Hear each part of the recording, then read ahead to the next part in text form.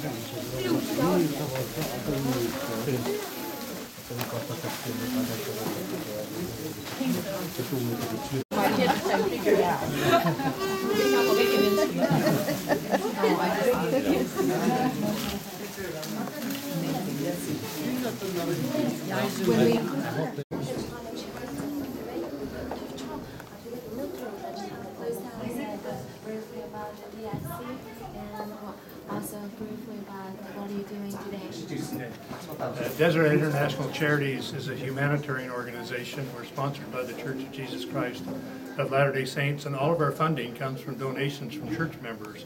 My wife and I are here in Mongolia for 2 years to manage Deseret International Charities. We are so pleased to be able to make this contribution to the Child Welfare Center. The people here have done a wonderful job.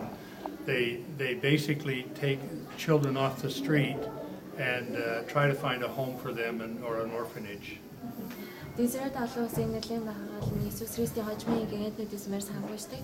Тэгээд манай төслийг хэрэгжүүлэх бүх санхүүжилт нь болохоор дэлхийд даяар байгаа сүмийн гишүүдийн сайн дурын хамтаар нэгддэг байна. Тэгээд өнөөдөр болохоор энэхүү хандив өгөх болсондоо бид нар маш их баяртай байгаа. Тэгээд энэхүү төв нь болохоор гудамжинд байгаа хүүхдүүдийг олж ирж тэрэнд гэр орон илүү сайн газар олж амьдрахад нь тусалдаг байгаа.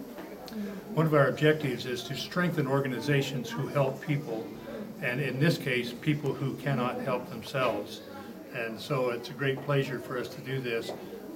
Lieutenant Arun Za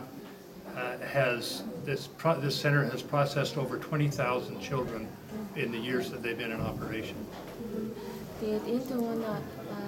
аюул ажиллагаа эхэлснээс хойш 20 мянган гаруй хүүхдээ өгөр үйлчлүүлсэн байна. Тэгээд манай төвийн нэг зорилго нь болохоор юм хүмүүс тусалдаг байгууллага ялангуяа одоо өөрсдөндөө тусалж чадахгүй байгаа тэр хүмүүс тусалдаг байгууллагыг дэмжиж ажиллах нь байгаа. Тэгээд өнөөдөр аюул зан дараахын энэхүү төвийг сайн танилцуулж өгсөн. За.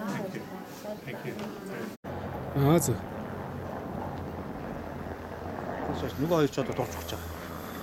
Чи замаар байр явдаг. Амжилт.